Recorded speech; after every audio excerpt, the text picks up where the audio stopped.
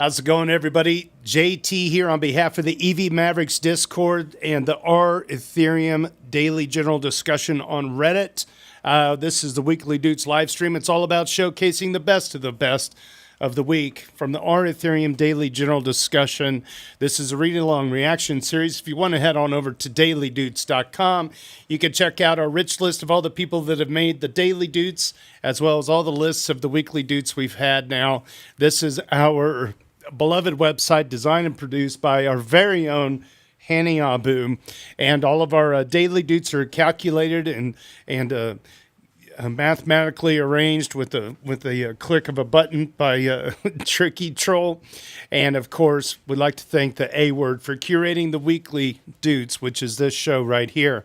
Don't read these out ahead of time. This is kind of the best of the week that was for this 154th episode. This is, what is this, July 31st, 2026? I cannot believe we are well over half of the year done.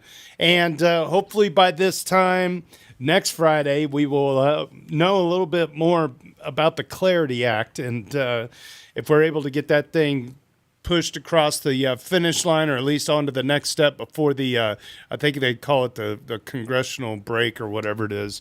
Because those politicians, you know, they get worn out stealing money and requiring all this. Anyway, I won't go into politics. Anyway, if you know somebody that wants to jump in on this action as a guest, send them my way. We're going to have some team members from Quotient coming up on the 21st. And I've been told that we're going to have a person by the name of Zal. I'm going to say Zal, from the ZAW, Z-A-W. And so this will be probably on the 28th, although it may change. This is it'll be fun to get a couple of guests on here and learn about some new products and things that are going on out there in the ERC land, the Ethereum world.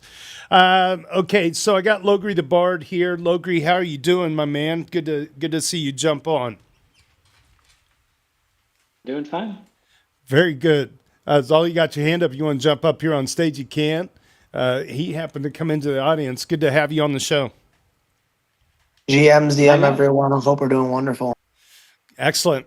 So Logri the Bard just made a big old move across the pond to Europe. And so we're going to start doing these shows a little earlier in the day. It kind of works for me, and it's going to work for him over there as well, as he gets nestled in over there in Europe. And makes all the friends that he can. He's working again, and that's great too. And Zal, we're going to definitely have you on the podcast. You can hang out on stage. We love to have people that like to chime in and incorporate their ideas into the show. If you're watching this on Twitch, YouTube, LinkedIn, or X, you could go to dailydoots.com and jump into the Discord and get in the audience. And if you want to raise your hand, we can chat. That'd be great. Other than that, I read Reddit, so you don't have to. And speaking of which, let's just jump right over to dailydoots.com. I'm going to refresh the page one more time just to make sure we got the latest tabulations on our rich list. The rich list for this week, July 31st, 2026, ethical trade at 121, the A word at 126, crypto currency at 141, Hani Abu at 145, JS Tiers at 167, Tricky Troll at 181, Benito 2030 at 185, Superfizz at 250, Logri the Bard at 264, and Harog at the top of the list, as always, at 367. So amazing. I was riffing on the price a little bit when I was like, let's party like it's 1878, because as of a few hours ago, it was $1,878, and I feel like riding in the canoe down the river, which is what I'm going to be doing tomorrow. For lack of a better description of what I'm getting myself into, let's just say the crew that I'm riding down the river with probably really likes banjos and the movie Deliverance, and they're in-laws. So it's gonna be a good time. It'll be 6 hours, and there's gonna be plenty of bush light. We wouldn't have anything too refined out there on the waiting around in the water in the Ozarks. We're gonna be deep in Missouri country. So So, yeah, it's all good. They're good people. They're a lot of fun. But they're so much fun, even my wife didn't want to go. That's her siblings. We're gonna have a good time, man. I'm excited. All right, well, let's just jump right into this morning roundup here. Fiberpunk 2077 chimes in Ethereum. Alexis Kef, he said $1,900. That must have been right at the crack of midnight. Woodpecker Horror 3468 gives us the ratio, which is still under 0.03 at 0.029. Our weekly haiku courtesy of JS Tears. Some will take the sword. All holders should be on board. Prepare for discord. Okay. How does he do it, JS Tears? How do you do it? All right. Here we go. Ship post of the week, because we always like to save the best for first. By user Banana Boat Spirit. That's a pretty cool username. A duder number 8 for this week. If I've learned two things in my whole adult life, it's this. Never trust a fart when traveling through India. And never trust a Sunday afternoon ETH pump. Have a good day, everybody. That's hilarious, man. Never trust a fart when traveling through India or anywhere for that matter. But I guess, yeah, it could be a little more sketchy over there. Don't eat the street food, I guess. I don't know.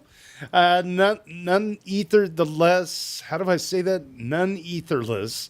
325 asks about the necessity of tokens in successful DeFi protocols. None etherless. 325 is a due number 12 for this week. A question for DeFi connoisseur and business-minded people. Some of my favorite DeFi protocols are Uniswap, Exchange, and Morpho, which is lending. What I like in these two is the fact that they are unopinionated and immutable. The code does not change, and the financials primitives they allow stay general. But I am wondering why these very successful protocols even need a token besides funding the team and development. The token could capture fees generated by the protocol, but as far as I understand, these fees would be a good coat rent seeking. Okay? Copyright aside, could they deploy a fork just setting the fee parameter to 0 and it would provide the same primitive for cheaper? What's the argument for the token? Brand recognition? The fork could be malicious? Was it all about network effect? What is the purpose of these tokens in the DeFi protocols? Logri, Zal, you guys got any ideas on that? Okay, so as you said, one is just capital formation. I mean, not all code just has a zero cost basis, and there are ongoing administrative functions that have to be done for various protocols, whether that's risk management or whether that's an insurance pool or whether that's code review or whatever it would be. Like most software, including on the blockchain, isn't just static, fire once and forget. Even something like Uniswap has ongoing development. They just have an immutable contract. So there's Uniswap V1, V2, V3, V4 is coming out, right? So without some type of eventual, as you'd say, rent seeking, how do you fund those activities? And if you don't fund those activities, then what's stopping something like Robinhood eventually from offering just a better product, and we eventually lose and sunset all of DeFi? So I don't think it's just rent seeking. I think there are legitimate activities. Those have legitimate costs. People have to be compensated to do necessary things for an ecosystem. And that is the art of tokenomics, is incentive alignment, making sure that everyone that has an essential job for the ecosystem has an incentive to do that job. So that's one thing. And then there's also like governance, of course, right? We have to reach consensus somehow. And one way we're doing that right now, whether you like it or not, is token voting, which is basically capital deciding who and what gets through in the protocol versus not. Otherwise, there's a variety of tokens that aren't just like the governance token or the protocol token, right? A stablecoin's a token. Yeah. Right? What's the value in that? Transmission, right? Yeah. There's various synthetic tokens that are just lent into existence, like dailydoots, for example, right? Alchemix's ETH. So that's a token. What's its purpose? Well, I can't mint ETH. I can mint dailydoots, and then we just figure out what the discount is based on supply and demand. People repaying their loans, people generating it, and the pressure of redemptions. So I think he's missing a good number of tokens. There's also RWAs, of course. Yeah. There's equities, right? There's going to be increasingly things that are off chain. There's some type of ledger of who owns what is on chain, no matter how permissioned or KYC'd or walled garden that may be. Mm-hmm. Nonetheless, those are tokens. So just to start with, he's missing a bunch of category of tokens. But even if I narrow it down to protocol tokens, right, not L1 tokens like ETH or Bitcoin or near or whatever. If I limit down to just protocol tokens or application tokens on a chain, even then, I wouldn't just frame it as rent seeking. I would frame it as capital formation, and I would frame it as incentive alignment, so that people that need to do code review can do code review. People that need to do, I don't know, people that need to do audits can do audits. The people that need to assess the risk framework and say this is the vault that makes it in and doesn't, those people all need to be distributed money.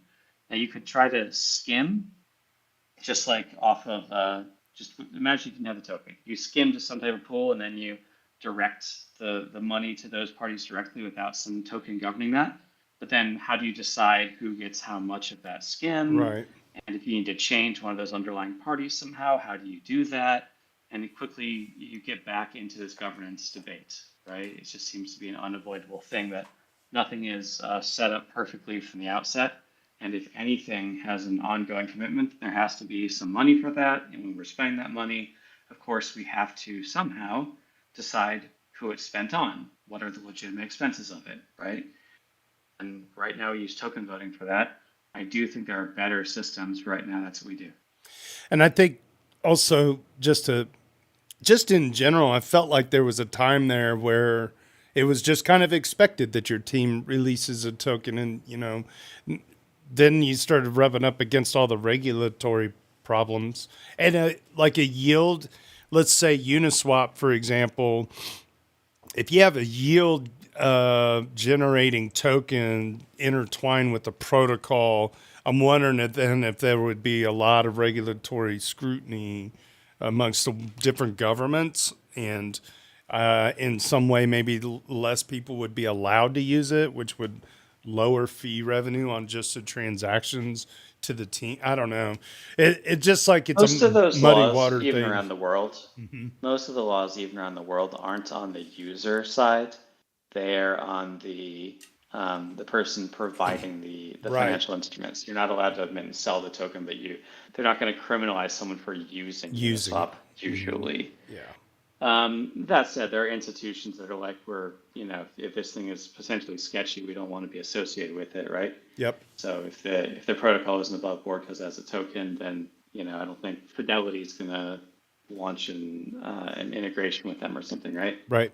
So that's one type of user, but I also don't think Fidelity is going to integrate with Uniswap regardless. They're going to launch a Fidelity exchange on chain or something right instead. Exactly. And then they'll use it for backend Rails and tear down the less efficient systems that predated it, and it'll increase their margins. And they're going to plug all their customer funds into the chain, regardless of whether customers like that or not. Yep. Increase their margins, and the rich get richer. Yep. Yeah. Okay. That's where we're at right now. Good deal. Any other thoughts, Saul? I don't know if you wanted to chime in. I'll just watch for you to unmute, or at any time, just start chiming in.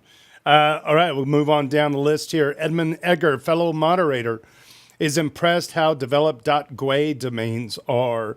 Edmund Edgar this week just crossed the 50 mark on the dudes list.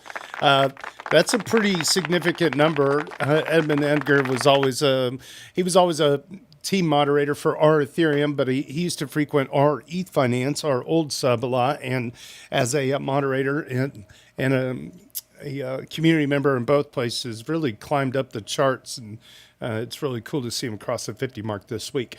Wow, .gwe is a bit more developed than I expected, he writes.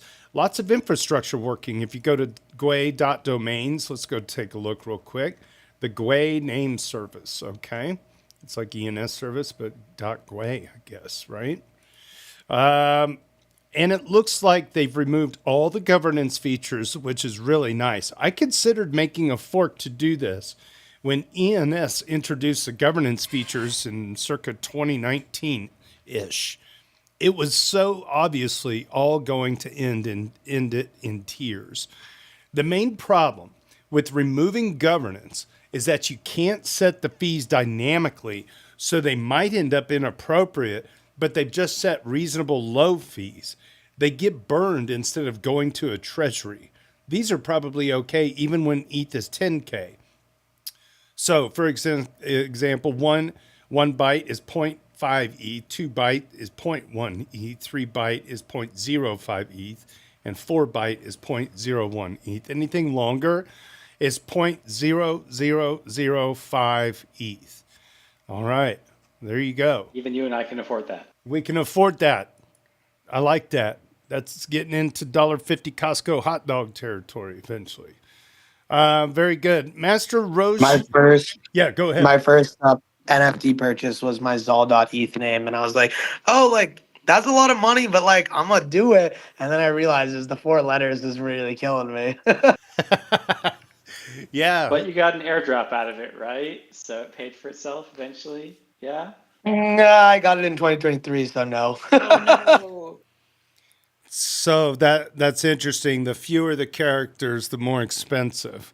So that's kind of like, Often true for domain names. yeah, it's true for domain names. I remember when I got hacked, the guy that was hacking me, along with a bunch of other people through SIM swapping, was he also acquired the @0 Instagram account. So that was one of his biggest heists, was actually the @0. Okay, fun fact about losing a fuckload of money. All right, here we go. User Ellendron. Wait, sorry, I skipped one here. Master Roshi 9 discusses the ETH issuance debate and gets a bunch of good replies. Ooh, this will be juicy. Master Roshi 9 is a duder number 19 this week. Can someone explain to me what the draw is for an issuance reduction on ETH? I feel like this is very much a, quote, don't fix what isn't broken type thing. ETH inflation is already lower than most fiat currencies, and that yield is a big part of what makes ETH useful in DeFi and desirable to hold. I'm having trouble finding any positives to it. Less stakers and DeFi usage does not equal price go up. Smaller margins to solo staking means more centralization. Stoby Duder 23 replies on several points. Replying to this specific point, smaller margins to solo staking means more centralization. Stoby says, don't believe this at all. Solo staked for years. The cost of doing so relative to the value of ETH is 0. I kind of agree with that because of how cheap the hardware is. Even if the yield isn't all that great, it's not really costing you. I mean, we're way off from having a problem with the amount of ETH you earn is not able to cover the cost of the electricity. You know, it's not a Bitcoin mining problem at all.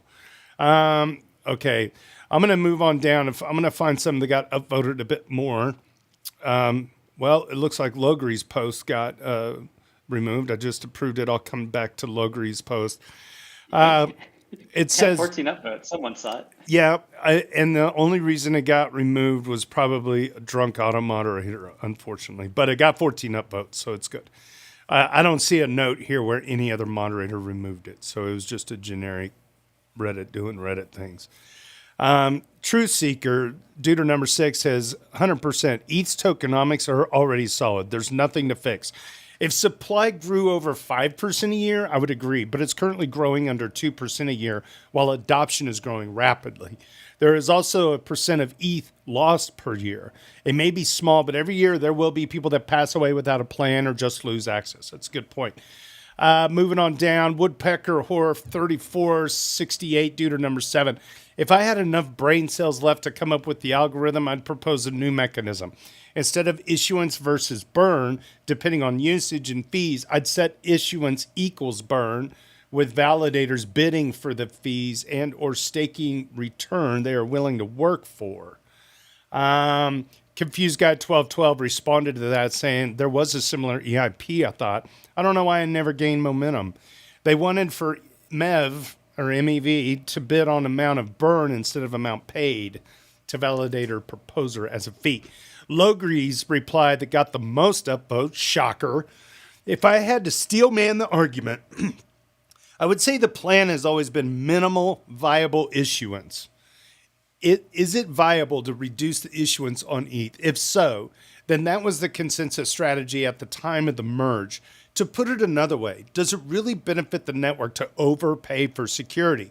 In the short term, the incentives might help DeFi adoption, but we saw a lot of that short-term thinking in 2020 with food tokens. And how did that play out? How did it play out for Alchemix, for that matter? All of this hinges on whether we are actually paying for more security than we need and whether decreasing what we're paying leads to more centralization, which I don't have answers to. I also personally think this is something we don't have wide consensus to change. And frankly, we have bigger problems on end user penetration. For just about everything crypto, we need to be focusing our attention on instead. I'm going to insert this, Logre. I think you keep saying we just still don't really have like the killer apps out there. The entire cypherpunk vision is at risk at the moment if Ethereum just becomes a corpo chain that increases the margins of TradFi. We need some killer apps. There it is, right there. And I just needed to keep reading. And we need the ability for people less sophisticated than you and me to actually use the chain. Hey, we got a nice crowd developing here on Discord. If you want to jump in on Discord, find us at dailydoots.com. If you're watching us on Twitch, X, YouTube, LinkedIn, and more. Thanks so much for joining in today. Yeah, that's a hell of a post. Wow. Untouchable 2Ks in the audience, too. Good to see you, man. Been a minute.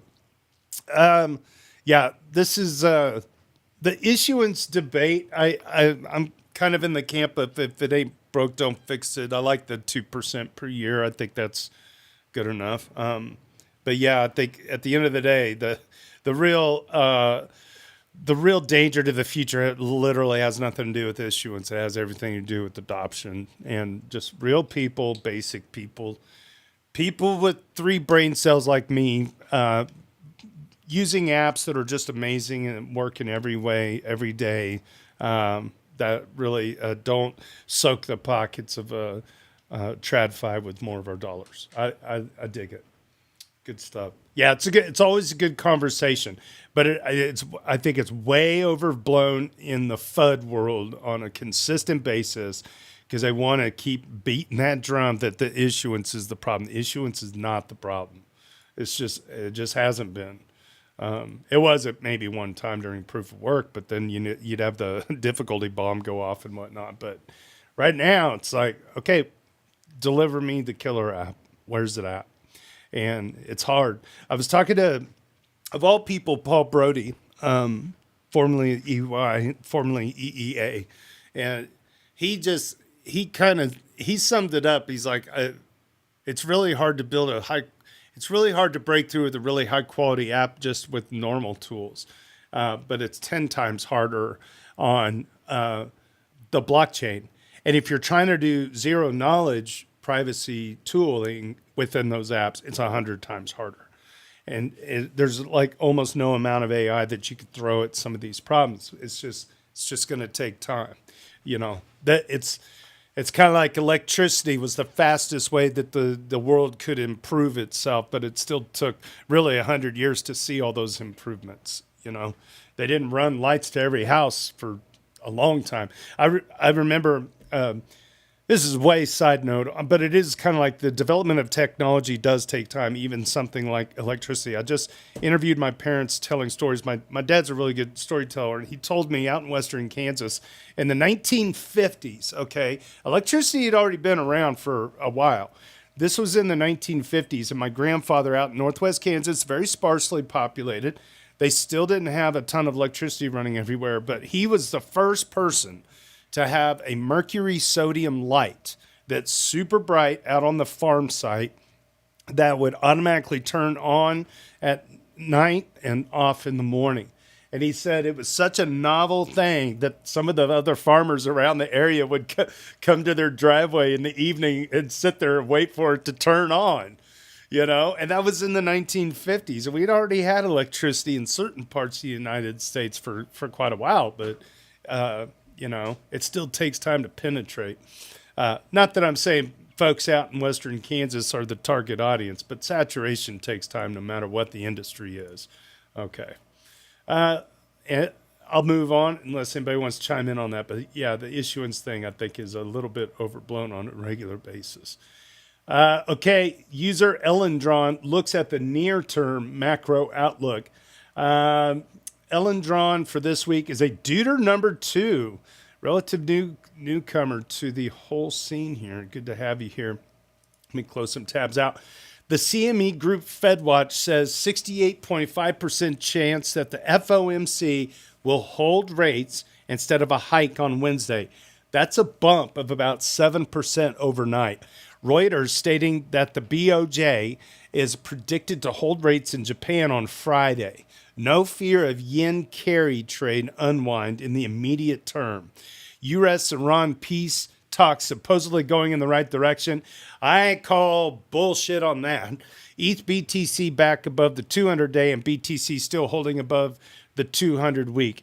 Is the macro setting the environment for some continued upside? Find out more later on. None of this BS makes sense anymore.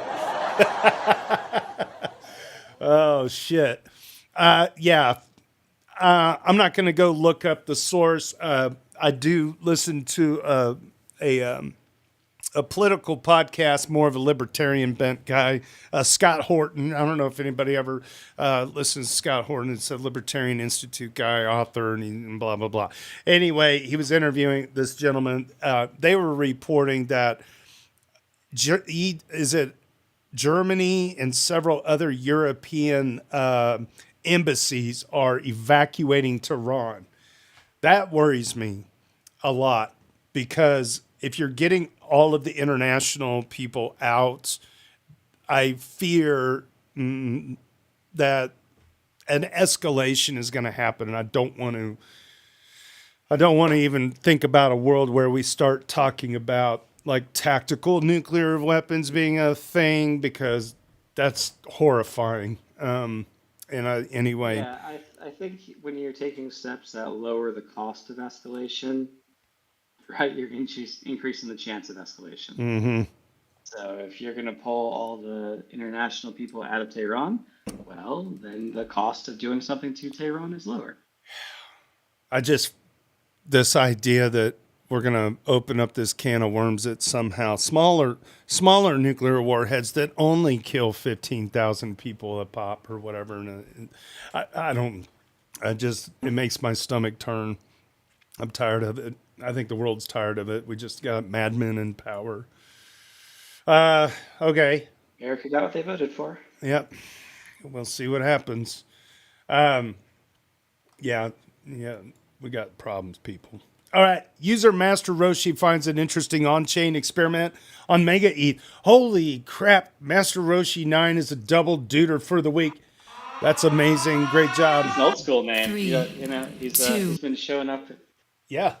He's been showing up to be like, there's interesting things happening on chain, and I am here for it. God, we need people just to read. That's the other thing. We go on and on about where's our killer app? You know how hard it is to bring eyeballs to a product.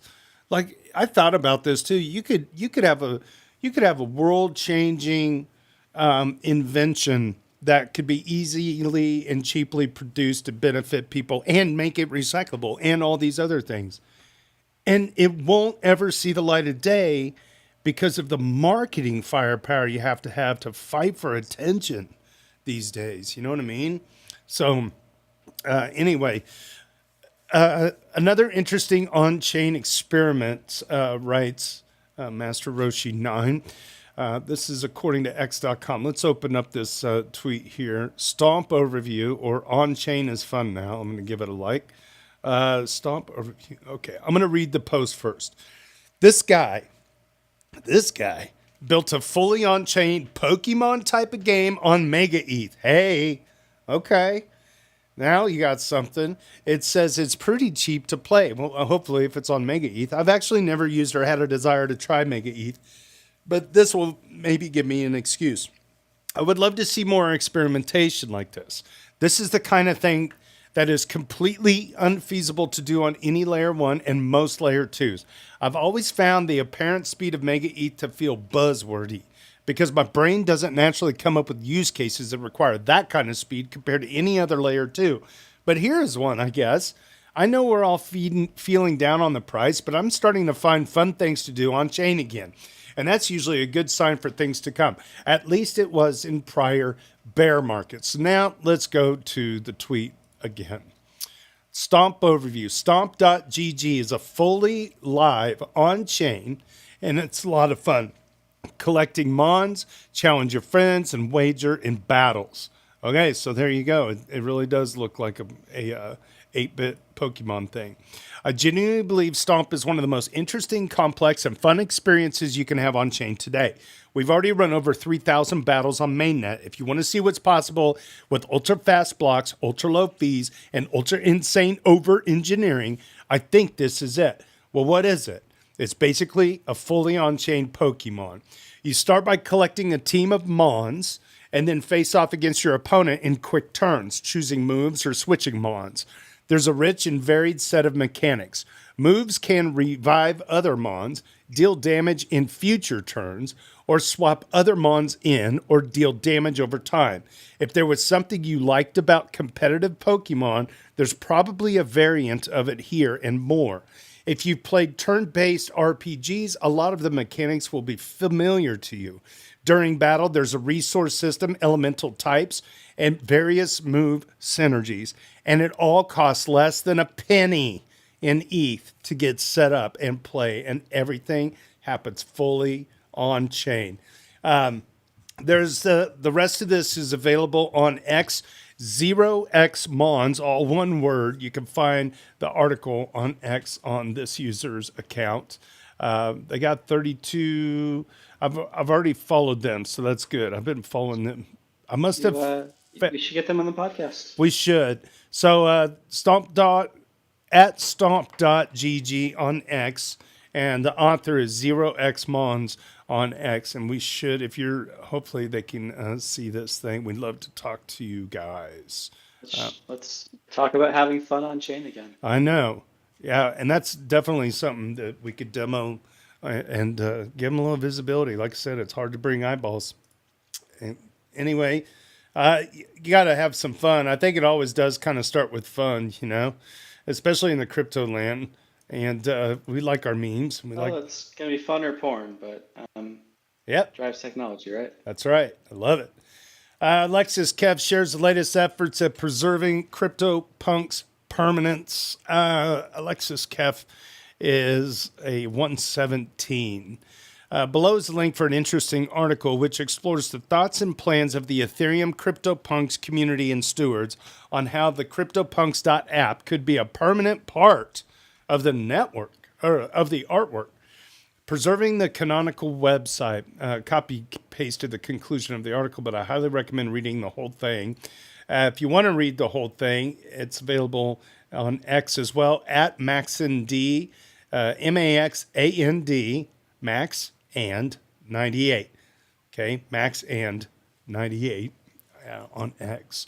Permanence is a process. CryptoPunks helped establish that a digital artwork could have permanent provenance and ownership.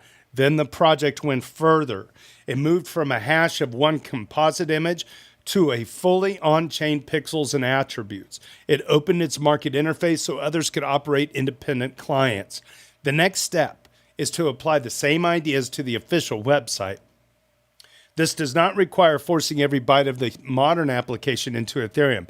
It requires ensuring that no single domain, host, API, RPC provider, or code base, or organization is indispensable. Permanence comes from immutable records, reproducible software, open specifications, independent implementations, and long-term institutional care. The punks are permanent. Their doorway should be too. All right. Good job. Alexis Kev. Alexis Kev, I believe, is on our rich list at 117. Pretty high up there on the old bar. Top 10, I believe. How Chisel. one of my favorite YouTubers.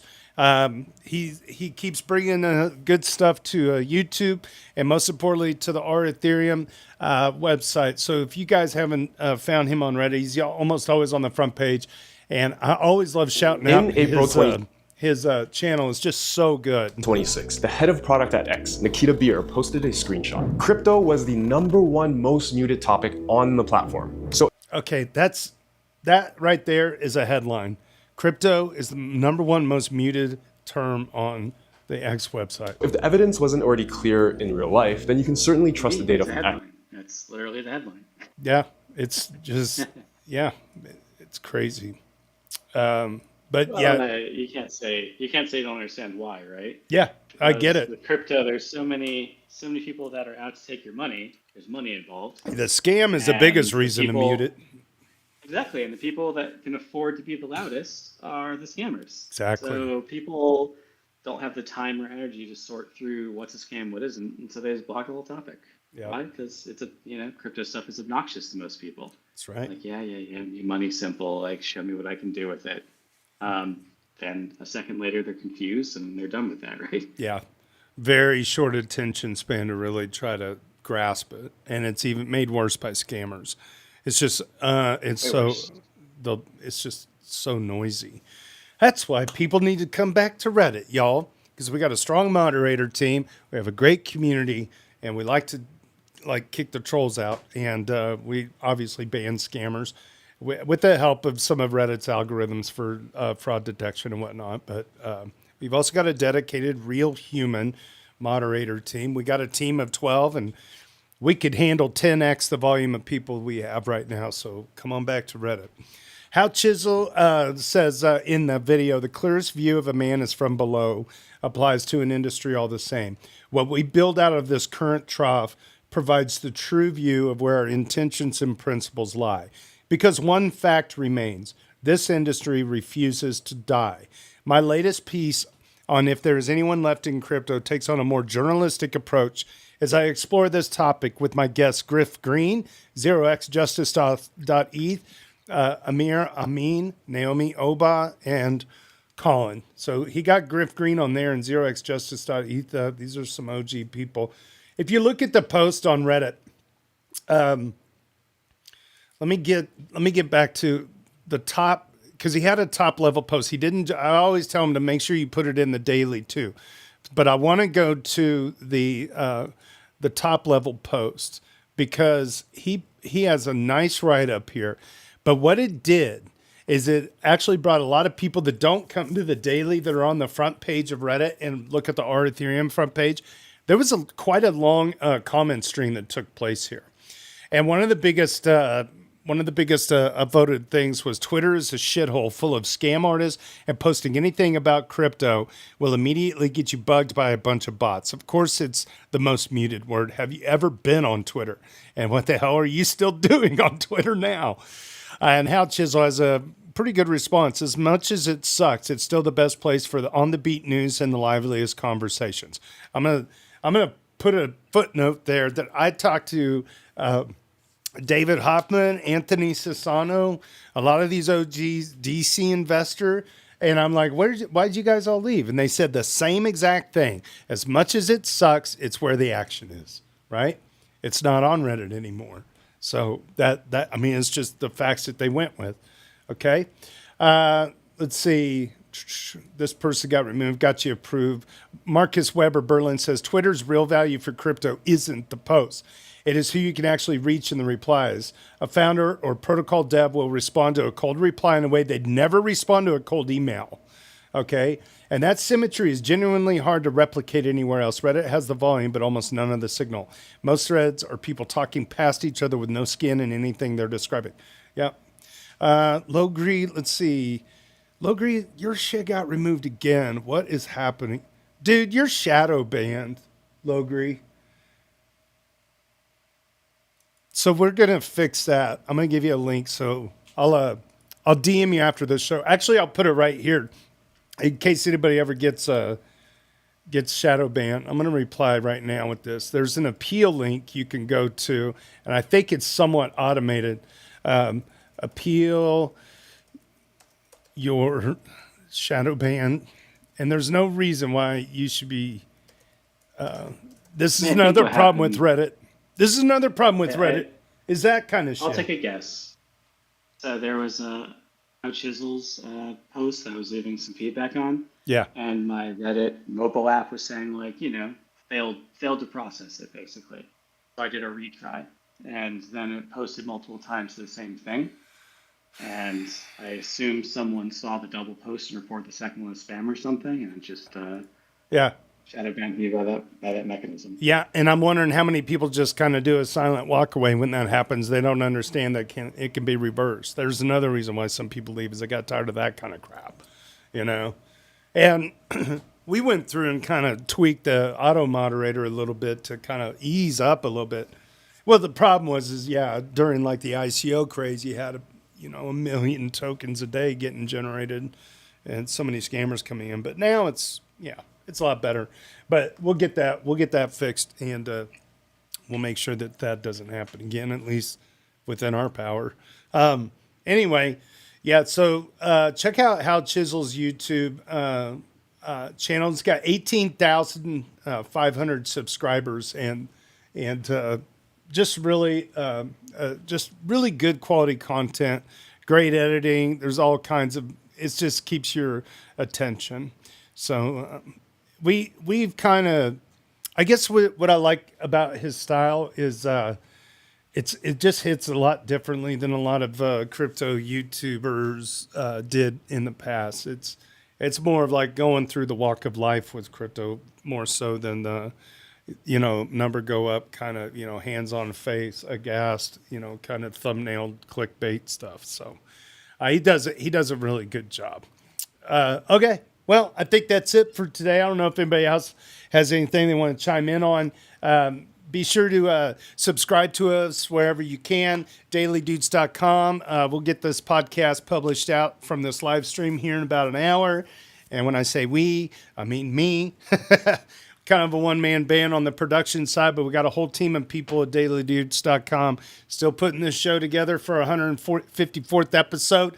I'm going to sign off after I get that thing published and head on down into the Ozarks in Missouri, grab a paddle, listen to some banjos, and hope I can make it all the way through 6 miles just on a case of Busch Light. And anyway, that's all I got. Touch some water, if not some grass. Yeah, I will. I have actually dialed back drinking quite a bit. I'm going to take I like those like seltzer water things to break it up a little bit. 50-year-old liver ain't the same as 25-year-old liver, so why even try? All right, well, thanks for smashing the bells around here. We'll see you next time. On behalf of the R Ethereum Daily General Discussion and the EV Mavericks DAO, my name is JT. Cheers to big hugs from Kansas City.